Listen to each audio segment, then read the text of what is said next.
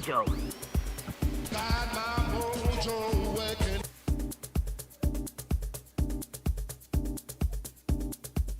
Got my mojo working.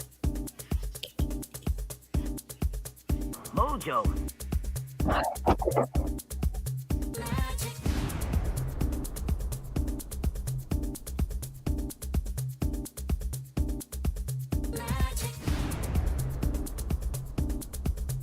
MOJO. My mojo, baby, yeah!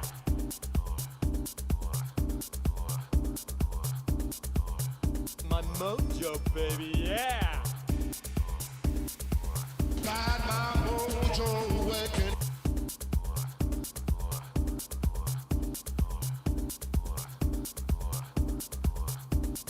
MOJO.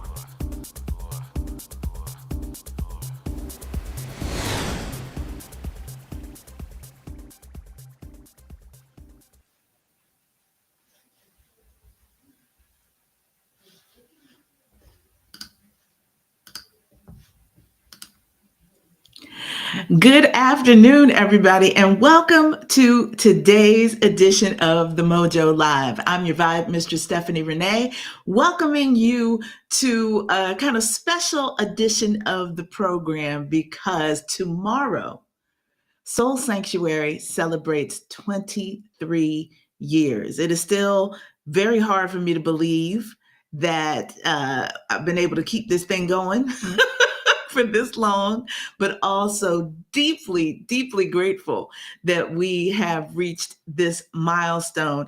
And so rather than have kind of outside conversations in today's program, I'm going to focus in on providing a little background, a little history, a little walking you through what the past 23 years have meant for this organization in so many ways. And there are a couple of reasons for that. One is because I know that people kind of get on the train wherever they happen to be with this thing. You may not have been able to join me when our doors opened on April 10th, 2002 for the original venue version of this organization, but I'm going to share some memories from that with you.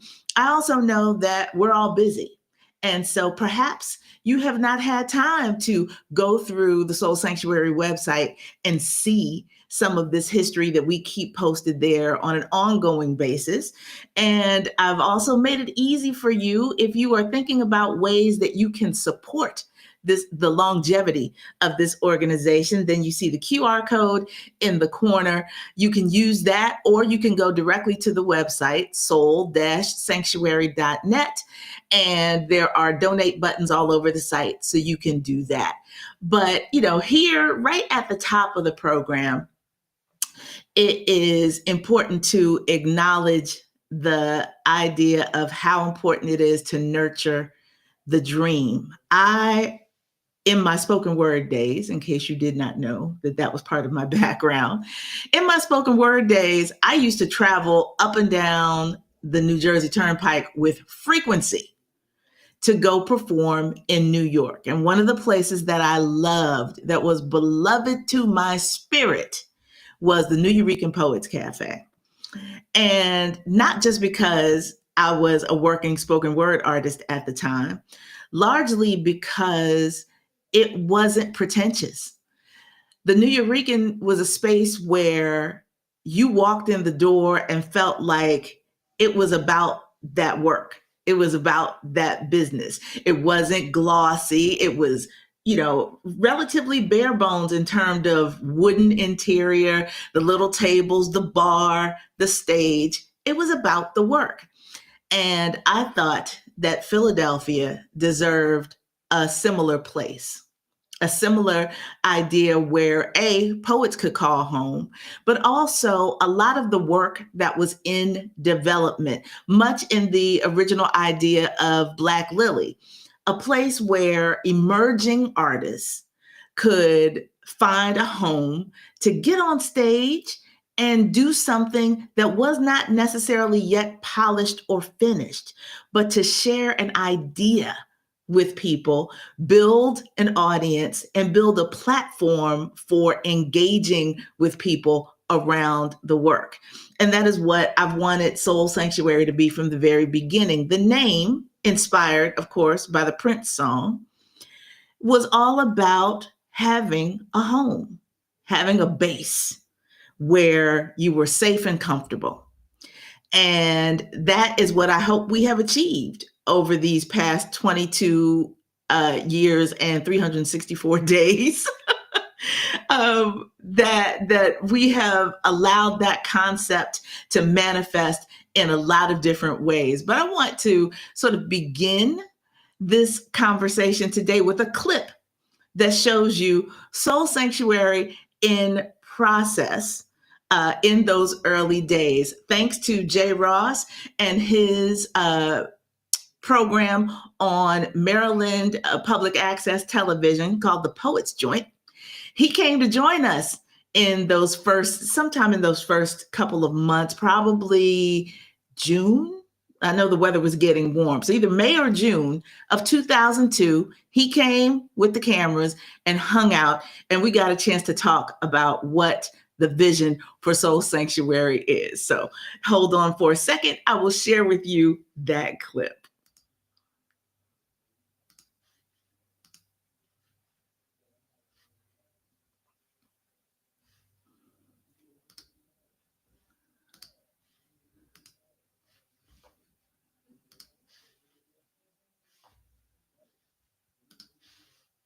Hear all the poets, not just your poetry. Peace.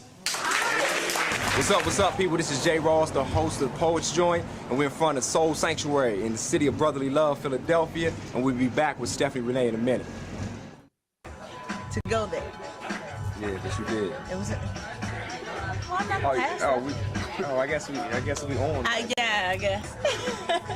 Well, since we're here today, we're in Soul Sanctuary. It's the Poets Joint, and I got one of my homegirls here, Chalky City, That's DC. right. Stephanie Renée, and we're gonna start the interview from the back to the forward. Okay. See, we're not gonna go with all your literary stuff and all that. We're gonna work our way down. We wanna know how you came to owning or running your own club. Well, that was an effort of just really kind of beginning to articulate what I wanted to do. Had a very good relationship with the folks who are some of the financial backers for this venture, because I was singing with a couple of different bands at another club that they own, a jazz club. And so just kind of started talking to them about what some of my goals were and what I wanted to do for the city in terms of nurturing the community. And so, when we started thinking about spaces, and they already own the club next door, so they said, well, think about it. If you had your own space, what would it look like? What would it feel like? How would you promote it? And so conversations took place, I guess, over the course of a year or so. And we've come to this. Right. Now, wait a minute, you skipped a little forward now. Take us through the step by step. You don't just, own a club just like that or run a club like that. So You walk me through it. You talk to the right, partner yourself with the right financial people. You put together a concept. You sell that concept to folks. You pull together management staff that can make it happen. You hire staff that can make it happen. And you start to promote it to a community that you know is going to accept it. I mean, those were really the steps that, the space kind of existed. It just needed a bit of a philosophy overhaul, a few little art pieces and little touches here and there to make it feel like a space that was going to accommodate, this whole crowd, and that's what we have. Now, will your venue just host poetry, or will it have a whole different feel? Yeah, we have the lineup is fairly diverse. We're open Wednesday through Sunday, and so Wednesday nights we have an open mic jam session. So that's a little bit of everything. That's poets, that's MCs, that's musicians, that's vocalists. Everybody comes in and sits in. They take turns all night long. Thursday night we have a DJ. Actually, the DJ is playing now, Little Dave, right. who is here, and his evening's called Spin Cycle because it all comes out in the wash. for you to let loose with some real good music. Friday nights we have our spoken word. Saturdays we have a show that's co-hosted by a young lady who's really established herself in the local radio scene for doing kind of cutting edge music, stuff that falls outside of the mainstream. So she's going to be bringing performers here that perform that kind of music. So that's Saturday. That's called Inner City Live. And then Sunday is hip-hop. Underground hip-hop mixed in with a little bit of mainstream as long as it keeps it positive. And that evening is called Crossfade. So I see you covered all here. What do you wish for Soul Sanctuary? What do you wish for it to be for the community of Philadelphia? I want people who come here, it's not just for the community of Philadelphia too, it's really kind of like the nationwide or even the worldwide community. People are so intent or so focused on Philadelphia right now because of all the artists that we've had coming out of this area and all the just good quality music and good quality poetry that people have been creating, that I want Soul Sanctuary to be a clubhouse for either the people who are producing that art or the people who appreciate that art. So you know when you come to Philly that this is one spot where you can get a place that nurtures this, that really loves this art like you do, and will support it. When you touched on your music, can you take us through that? Are you still having musical aspirations? Or?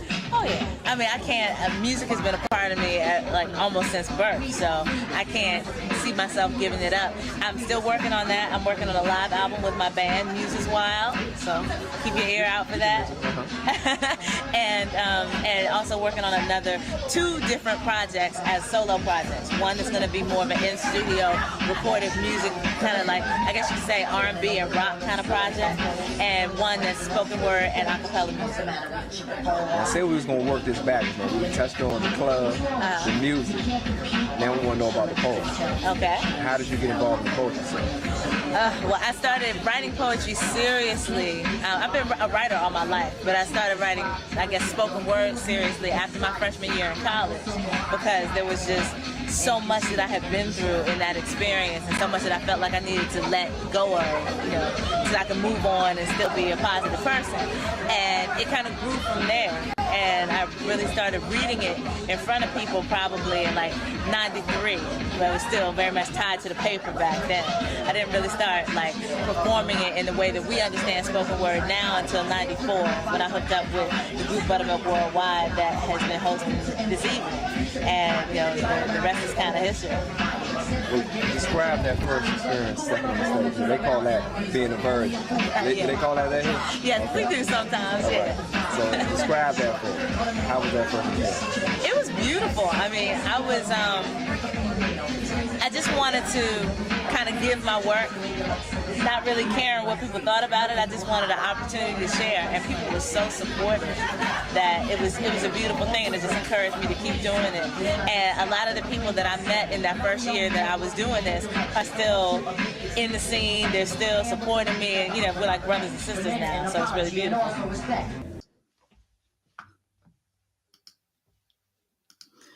So, that is just sort of the introduction. Listen, I want that face back. I want some of that youthful glow back from 23 years ago.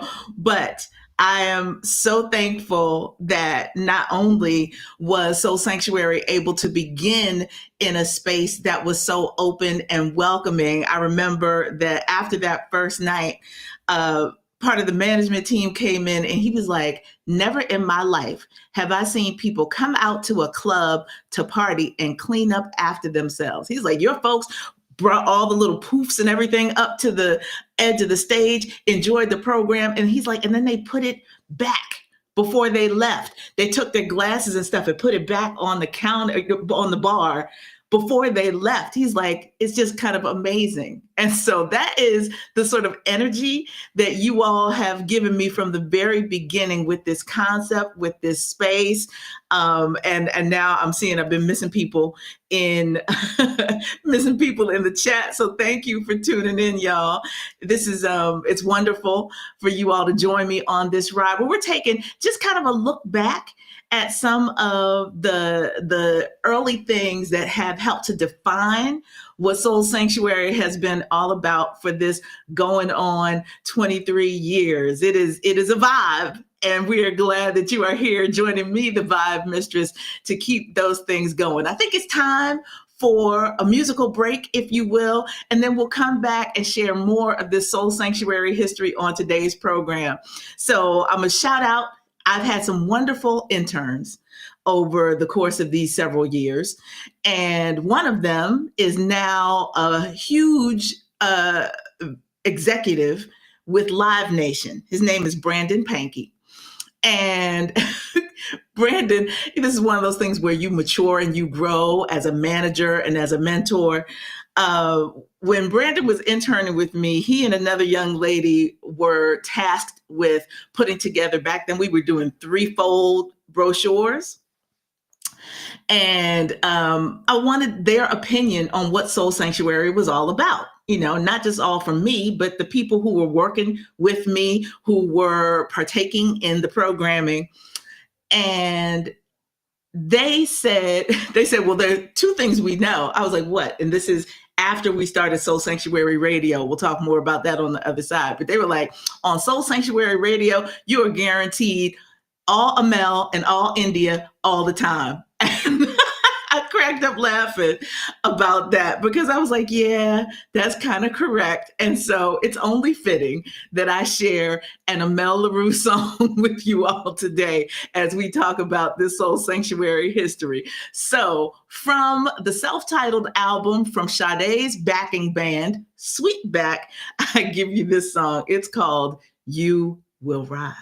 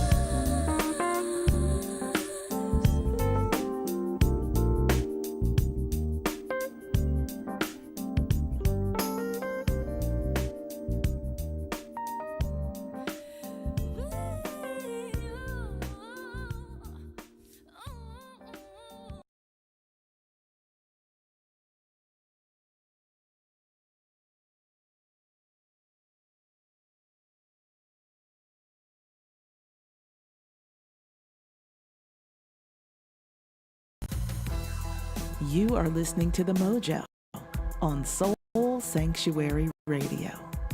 your home for independent artistry since 2003.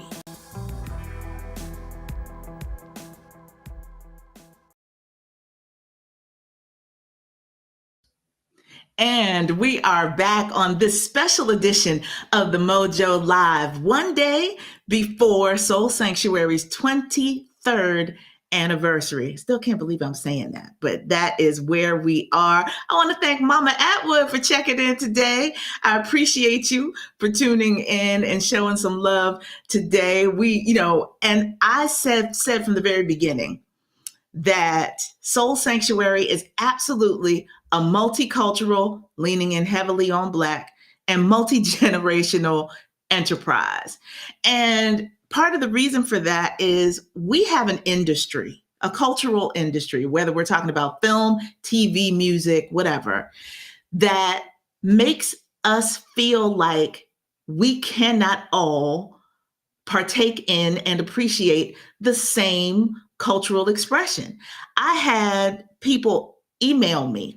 I had an older couple email me in the early days of Soul Sanctuary to say how much they enjoyed being able to come out to a venue where they could post up and have a good time, and nobody looked at them crazy. Nobody spoke to them crazy. They were in a room full of people that were a good 20 years younger than them, and they didn't feel strange in any way. And I thought that was such a wonderful statement about what my intentions were for the venue. And certainly I had, in thinking about how things have evolved over the years, unfortunately, the utopia that I intended to create with the venue didn't last for very long, because when your financial partners are working at odds with you about the vibe that you are trying to create in the space, and really now taking your name and reputation in a different direction than you intend, it's time to cut ties, which I did before the end of 2002, regrettably. And so my first order of business in 2003 was to incorporate Soul Sanctuary as its own independent nonprofit entity for dedicated to the preservation and proliferation of positive soulful expression. And so I say that to you all, the mission of the organization, so that you understand that I've been about the authenticity from the very beginning. And if I can't get it one place, I'm going to figure out a way to reroute the process so that it stays true to that ideal. And so in that way, as somebody who has, I say, a lot of tools in my superhero toolkit or my belt, it was time to use them. How do you now get people to transfer their passion for a specific place to help support the larger idea about what Philadelphia and what soulful expression should look like in contemporary times? And so one of the ways that I chose to lean in on that idea was to help tell Philadelphia's story. And the thing that I feel like I learned most from that Stephanie of 23 years ago is that I never waited to ask permission for anything. If there was something that I thought Soul Sanctuary should do, and that Soul Sanctuary under my direction should do, it is to do the work. And sometimes people wait. They wait until all the money is right and all the legalities are right and all the things are perfect before they move on an idea. That was never my hindrance.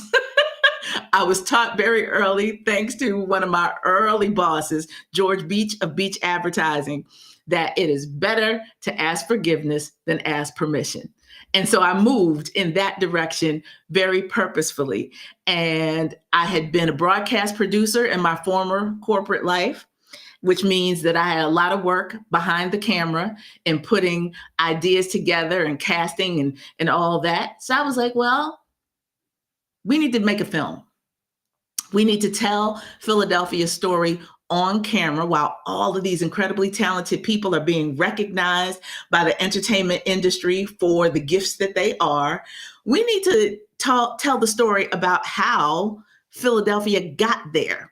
And so I decided to put together a documentary that's called No Such Thing as Neo Soul, which is what I was hearing from a lot of people in the creative community that had helped to birth me, helped to create me, that term is kind of an empty term. It doesn't mean anything to us. We're creating the music or the art that we love to do. And so if you have not yet seen at least the trailer for that film, I'm going to share that with you now.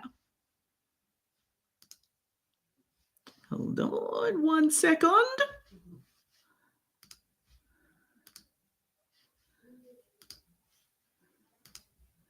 All right.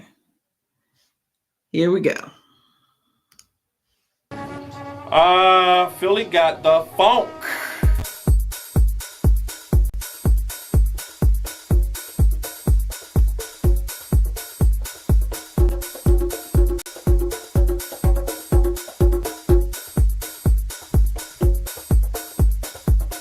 So, you know, what we're hearing, like what they call neo soul, is just soul to me. But I think that we should be offended. People were saying, oh, Philly's now on the map. No, Philly's been on the map forever. And not to mention the fact that because the term neo soul was something that was media generated, if the artists themselves had called themselves neo soul, then there probably wouldn't be as much resistance to the title. This is my path, and I just so happen to sing. A lot of people in our world, musically, and just in our generation, that's dealing with all this music and dealing with the question of what's the big deal about this soulful music that everybody's listening to. You know, the big deal about this soulful music is the fact that it's fucking soulful. The main thing is that we keep putting out good music, and we keep trying to be as creative as possible and be true to that.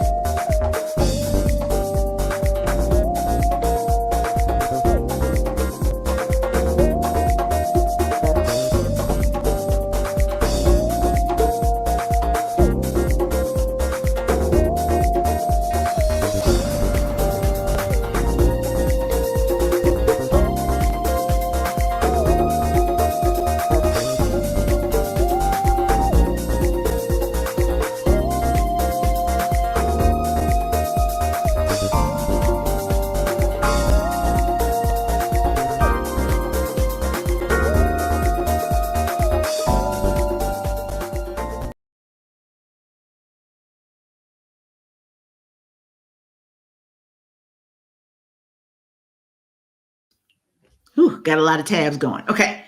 So this little film, me and my camera and a bunch of time out and about in the streets, having these conversations with people, asking to come to rehearsals, asking to come to the studio, asking to just be in their presence and have a little bit of conversation with them about how this whole thing went down here in Philadelphia. It turned into an hour-long documentary film that then all of a sudden people expressed interest in. Really? I did the project for myself. And maybe, some local venues here, hoping that folks would come out and take a look at it. And then my brother in spirit, filmmaker Mike Dennis, said to me, "Don't you want more people to see it?" I was like, "Yeah, but it's rough. You know what I mean? This is a guerrilla effort." And he was like, "Submit it to some festivals just to see." And so one of the festivals I submitted it to was the Denver Pan-African Film Festival. And in 2005, they said, "Yes, come screen the film and have this conversation about the culture." What? So that was the first place where the film got a wider audience outside of Philadelphia. But shout out to LaSalle University's Black Student Union for inviting me to screen it there. Shout out to Mike Dennis for screening this film along with Maori Carmel Holmes, whose name should be familiar to you as the founder of the Black Star Film Festival in Philadelphia. She has an independent documentary on hip hop called Seen Not Heard, talking about women in hip hop and screened those together. And then for those of you who watched this program, a couple of weeks ago, we spoke to Kamani Anku about his urban growing career now. But prior to that, he was working with the same Maryland Public Access station that Jay Ross had his show on, and he organized the Can a Sister Rock a Mic Festival. He screened No Such Thing as Neo Soul as well. So all of a sudden, there was all this feedback. There was all this connection to a larger community outside of Philadelphia about what was happening in Philadelphia, which was precisely the point. And so if you have not yet seen the film, the entire film is now available on the Soul Sanctuary Inc. YouTube channel. So I hope that, and I appreciate you, Tiffany. Listen, it took me a long time to accept the idea that I was a filmmaker to begin with. But I've been told that, you've made films, so now you got to accept the title. And this one now is not about making money. It's not about anything. It is literally about increasing the conversation. So, we always encourage you to subscribe. And so, wait a minute, where's my tab that says that? Here we go. Subscribe now. Soul Sanctuary Inc. on YouTube, and you can find No Such Thing as Neo Soul in its entirety and watch it there. I also want to give a shout out to that background music that you heard in the trailer. Comes to me courtesy of who I call my musical husband, Damon Mr. Dizzy Fingers Bennett. All these wonderful tracks, and the production company Still Vibe that does my house music, what provided a lot of the incidental music for the film. And so I'm deeply grateful to them for that. But we're talking about this idea of expanding what Soul Sanctuary is all about. And then we got to talk about radio, because that's where most people are going to engage with this program at some point. But Soul Sanctuary Radio was not even a thought back in 2002, 2003. Was not something I intended to do. But my good friend J. Michael Harrison, who is the host of The Bridge at WRTI FM in Philadelphia, was having an anniversary show of his own and invited people from the cultural community to come in and do an hour on his program. Spin music, have conversation for an hour. And so I graciously accepted the invitation, was nervous as hell behind the board. He was like, don't worry, I'm there. I'll talk you through it. And so I did my hour. And as I was switching out for the next host coming in, he said, you kind of have a knack for this. And I was like, really? He was like, Soul Sanctuary is about the culture. Maybe you should think about doing Soul Sanctuary Radio. And I was like, yeah, okay, whatever. And as fate would have it, it wouldn't leave me. The idea wouldn't leave me. And Penn, I'm a Penn alumna, and Penn at the time had a student-run station called WQHS. Originally, it had been on the AM band, but Penn let the AM signal go, and so it was a streaming station. And I reached out to the program director at the time and said, listen, I'm an alum. I live right down the street.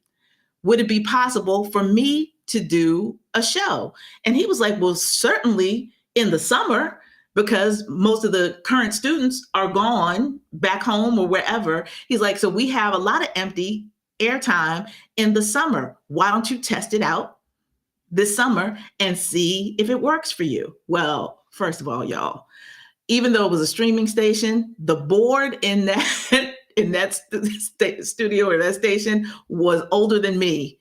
But I was like, listen, I'll work with it. I will work with it. And so 3 hours, 2 days a week, I was in there lugging CDs in a bag on my back to go to the studio and play music. But because it was established, it had a logo, it had all the things, I started reaching out to people. So I got to interview people like Omar Laifouk, just because I had a stable time and place where I knew I was going to be on the air.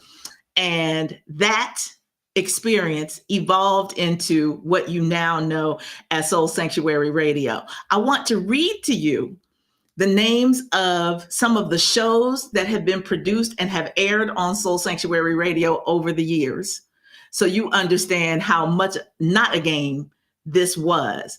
We still air in rotation A Funk Above the Rest. We had a talk show called Building on a Theme, Boat. And that didn't last long, but I did get a chance to interview Will Downing and Selena Johnson as a part of that series. Dedicated to Soul with David Nathan out of the UK. Enharmonic now. Enharmonic had 2 lives. The original Enharmonic program, which is jazz, dance, and Latin for the most part, aired on the former Jazz Syndicate Radio UK. So it was a weekly program that aired on their station, but it's hard for some people to maintain all the things that it took for internet radio in that era. Rhapsody did a program called Feel Good Flow. I hosted, along with my dear friend Kathy Walls, a show called the Full Circle Culture Chat, which was video and audio. Of course, you know about I Heard That with my beloved friend Charisse DeVos, who is tuning in with us today. A series called It Girls. I wanted to reach out to women in the industry to talk about what it means to think of yourself as it, like something that people should know. And I got that from an interview I did with Layla Hathaway. We'll talk about that in a second. But interviewed Carol Riddick and Ndambi as a part of that. Jodine's Corner with Jodine Dorsey, those of you who know, hosted that program. June Lopez did 2 shows with us. One was called Groove Setters, and the other one was called Synchronized, mixed programs. Project Vibe, shout out to Elliot Williams.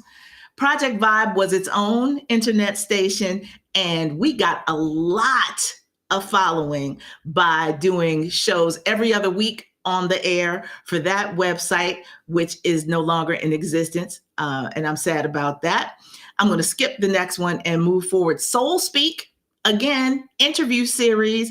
And so I'm just going to read off some of the people that I spoke to as a part of that series. Anthony David, Eric Roberson, Frank McComb, Ladybug Mecca, Rasan Patterson, Stokely Williams from Mint Condition, Tim Dillinger, my friend who is now doing his own radio program, talking about the crossroads of gospel and soul, Van Hunt, Marcus Johnson, Will Downing, Zoe, and Julie Dexter, and the Foreign Exchange. Just incredibly, incredibly talented people. Jodine came back and offered another program that she did with another DJ called Spasmodic Movements. That is still in rotation on the station. Stereotronics, a hip hop talk show and music. I did a talk show back in the early days of Blog Talk Radio called the Hump Day Holla. So it was Wednesdays, low quality audio, but people had the opportunity to call in and share their commentary. So that was lovely. Raymond Tyler, my beloved buddy from Atlantic City, has done mixed shows called The Light.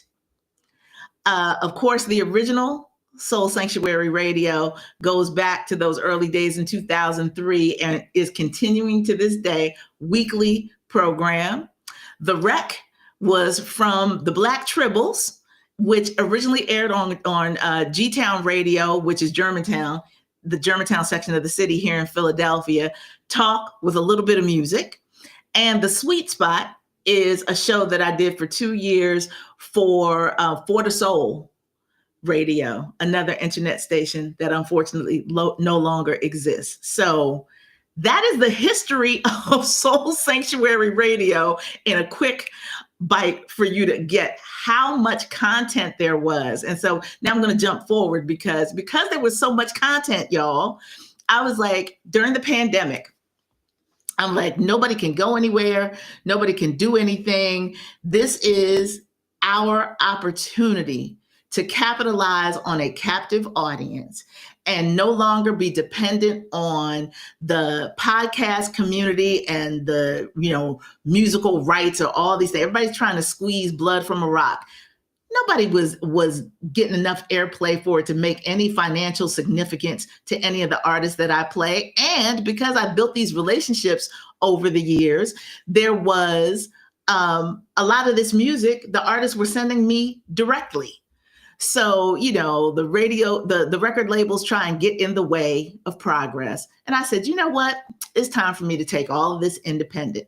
I want to create a Soul Sanctuary radio station. Not just programs here and there. I want to put it all together. I want to create a station. And so thanks to your generosity, those of you who have supported Soul Sanctuary throughout the years, during the pandemic, I was able to purchase a dedicated laptop and the software to program it, and then put all of that content that I just read off to you in one place, where you could continually get fed all of this cultural information, the interviews, the talk, the music, all of it in one place. So if you have not listened, today is your day, ladies and gentlemen, to go and find it. Now, the easiest place to find Soul Sanctuary Radio is to go to our website, soul-sanctuary.net.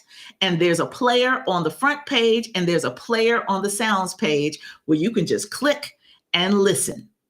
Anytime, all day, every day. We are on 24/7 with all of that content I just mentioned to you, and new music as it comes out. I don't want to shout out to one of my personal connects by name because then everybody will be harassing him. But I will say that as new music comes out, it is funneled to me in particular by I call them my music fairies, people who just drop links in my inbox and go, take this music, share it with the world, because they know that when I share it with the world, I'm encouraging you to buy it. It's not enough for you to listen to it on the station. I want you to find something that you love and then go get it and support these artists, particularly these independent artists who are doing it for the love all day, every day. It's so important to do that. And if you have never seen the website, then give me a moment to show it to you up close and personal.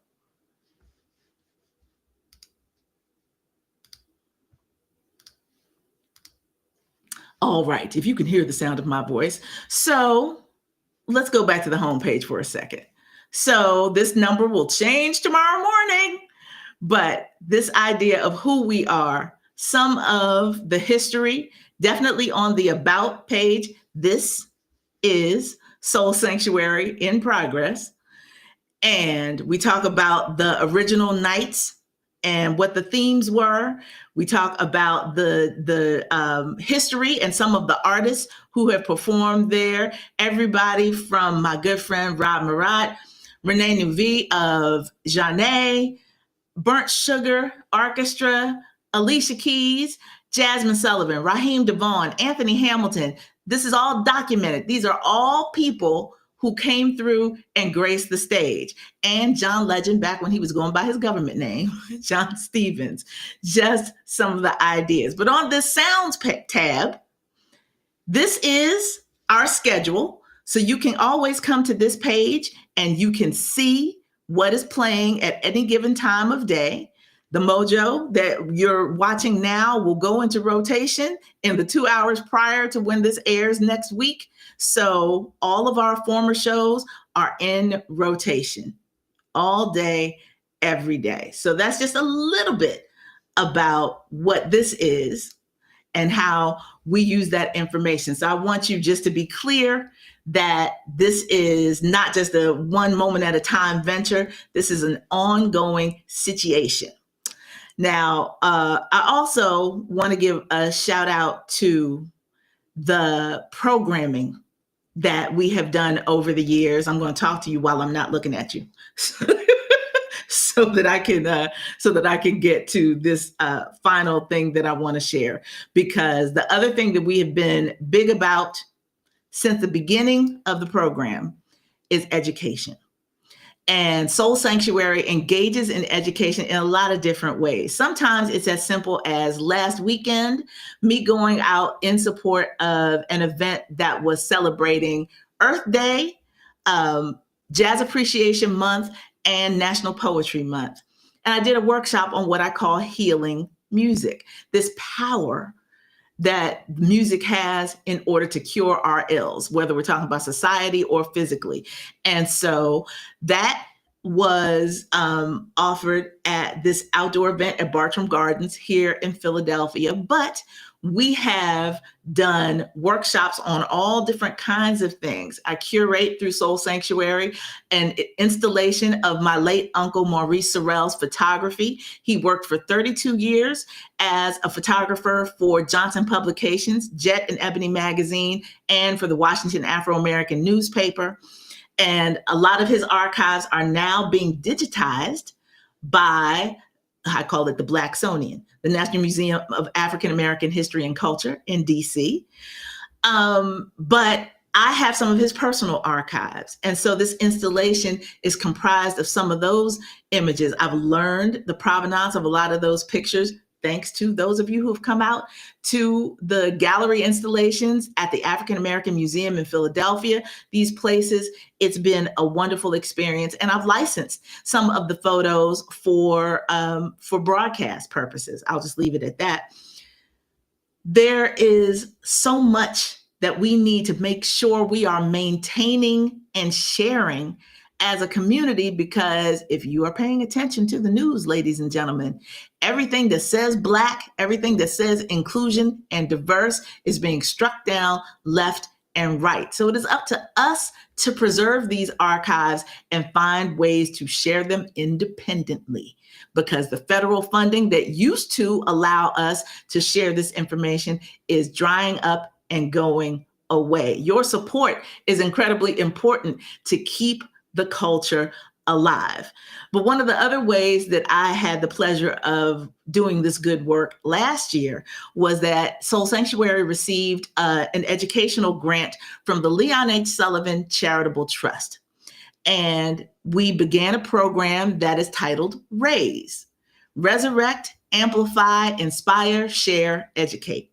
And so I want to share with you my final kind of share of this program is the trailer for the introduction to the EP that we created through the program, but just gives you a little bit more background about why this was conceived, why this was necessary. Shout out to Daryl DeBrest for being the bridge to allow us to present this idea and receive this funding. So this is just a quick sort of introduction trailer to what RAISE is or was all about.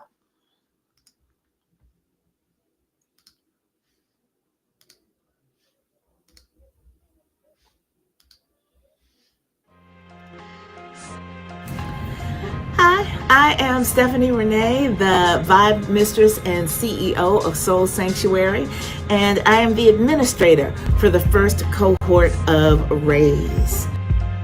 So having an opportunity to dig deep into the history of one of our lost legends in the personification of the Reverend Dr. Leon H. Sullivan is an incredible opportunity, because it gives us a chance to combine Black history with how we will continue the movement in the present day.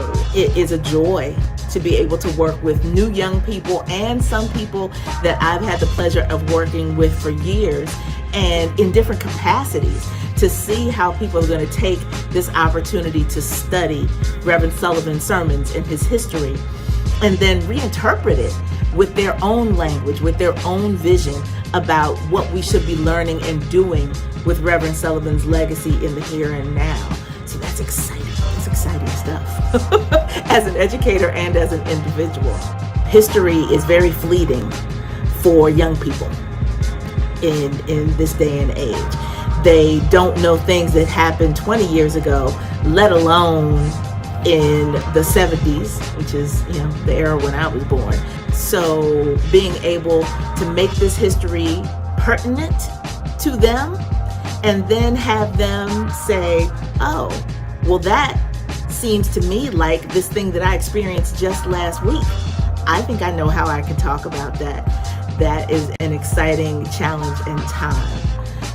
Resurrect. Amplify. Inspire. Share. Educate.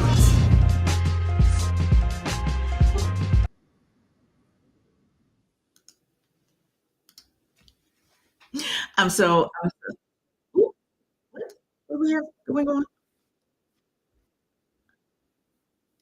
Ads. Okay. So again, the Raise program, special shout out to Hezekiah Davis III, who gave us that beat and gave us all of the beats. He gave us the beat that I used for the intro, but all of the beats that we rhymed over or did our spoken word over for the Raise EP, which is available for download and purchase at SoundCloud. So look for the Soul Sanctuary Inc. page on SoundCloud. The Raise EP is available for you to stream, but we would love if you would purchase or at least donate toward that and experience it in its entirety that way. But Hezekiah is a profoundly generous soul and talented. And so as a producer, he gave us all the beats for the project. He served as kind of a creative mentor for the young people that were a part of the cohort, and the Bull Bay, who is one of my favorite former students and so accomplished. He's now working for the Free Library of Philadelphia doing programming for the main branch. And so I'm so thrilled about how many talented people have come through Soul Sanctuary in one way or another and are now giving back to the community in substantial ways. And in this day and time, when so much of what we stand for is being challenged by the current administration and other political entities around the country, we have to double down, y'all. Stand up for the things that matter most to everyone that is in our community about our history and our legacy. We have to do these things meaningfully. And so, I hope that you will find a way to get in where you fit in to help support Soul Sanctuary in our longevity, really for the long haul.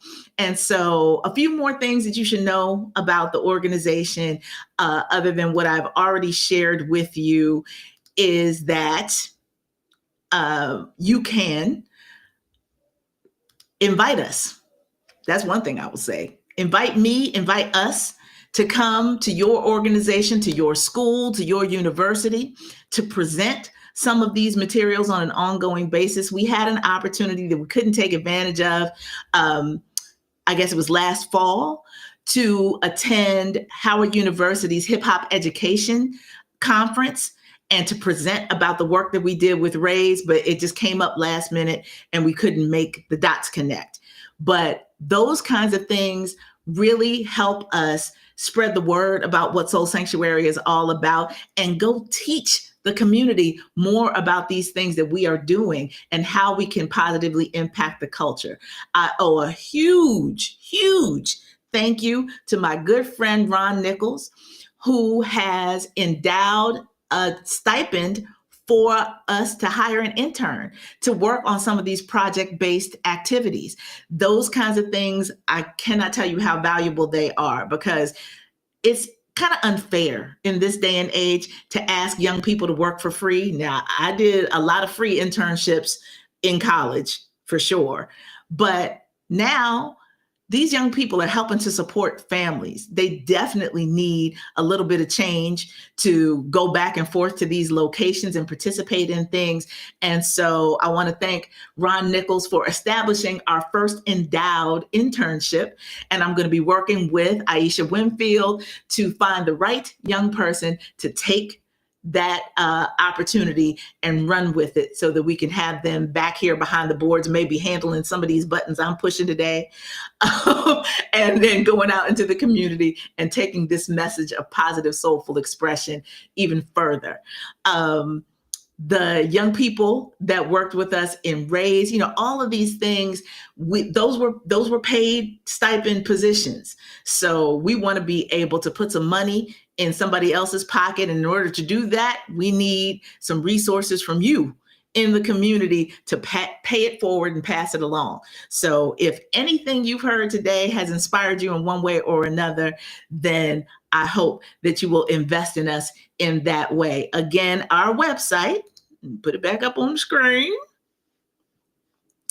Our website is soul-sanctuary.net. That's where you get all this information, all this history. We even have a little bit of swag available in the shop that you can purchase, and a portion of your purchase price pours back into the organization. That's how it gets done these days, ladies and gentlemen. So I encourage you, subscribe to all the things. If you aren't able to listen to Soul Sanctuary Radio in real time, then you can do a $5 a month, support the station through mixcloud.com, and you can get on-demand access to all of the mixes and everything that we upload there. And again, it helps to support the organization. We want to make it easy. The entry level point to support us is low. But we want you to think about, in this day and time, you cannot guarantee that your favorite cultural organizations will be there tomorrow. This administration is serious about shutting it all down. And listen, if NPR and PBS are under attack, as you get lower and lower, quote unquote, on the food chain, some of our smaller independent organizations don't necessarily stand a chance. So it depends on your support in order to make sure that we stick around for another 23 years and some change. And so tomorrow, you can expect the release of our 23rd anniversary mix, all kinds of songs that talk about gratitude, the immense gratitude that I have for each of you. If you've ever given us a $1, $5, $10 here or there towards any of our initiatives, you got to understand, all the way up to the people who have given more substantial amounts. We love you.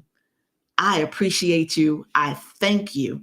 And that mix, the 23rd anniversary mix, our Jordan year, is all about knowing the value of what you have and wanting to sustain that and uplift that for the long haul. And I'm going to leave you today with a little bit of a musical interlude from me personally, because what I've heard from you all over the years is, Steph, you don't big up your own stuff enough. Well, okay. I mean, that's not really why I'm here. This is an institutional thing that I'm leading and supporting. But every now and again, I'll toss in a little something from my own catalog. And it just goes back to the messaging again. What is the message behind the music, in the culture, in the expression?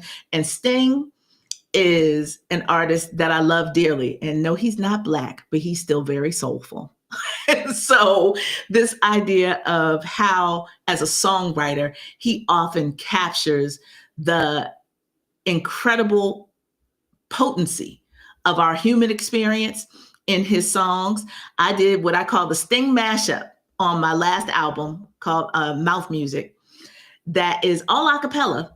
And this is not a written arrangement. This was all from the dome singing. Yes, it's me on all the parts, but this is a mashup of It's Probably Me and Fragile. And so with that, I thank you so much for tuning in. Thank you for all the love. And Lord willing, we'll be back next week with our regular format of the MOJO Live to continue this conversation about what our community wants and needs and how we can best support it.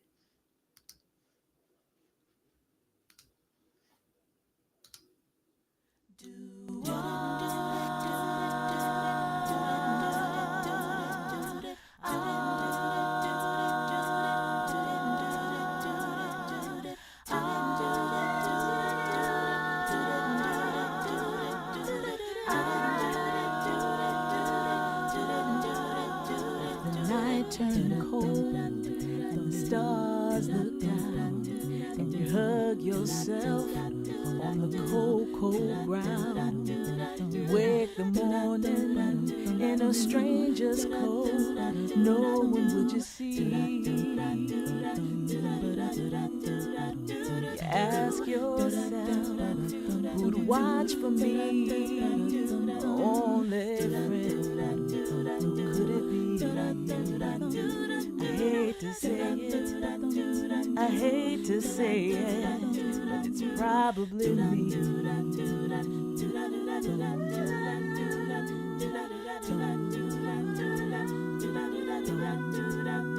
Your belly's empty and the hunger's so real. You're too proud to beg and too dumb to steal. You search the city for your only friend, no one would you see. You ask yourself, who could it be? A solitary voice to speak out and set you free. Hate to say it, I hate to say it, but it's probably me.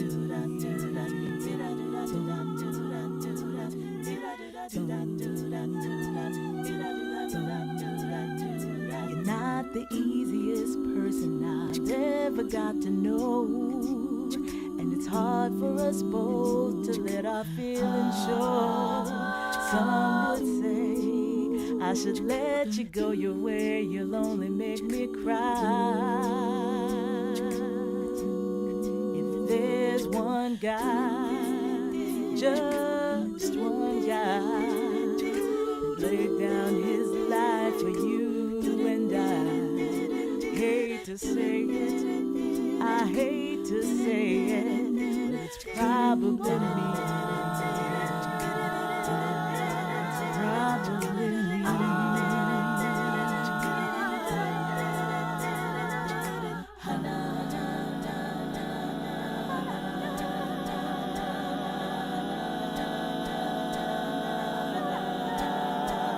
Blood will flow when flesh and steel are one, drying in the color of the evening sun. Tomorrow's rain will wash the stain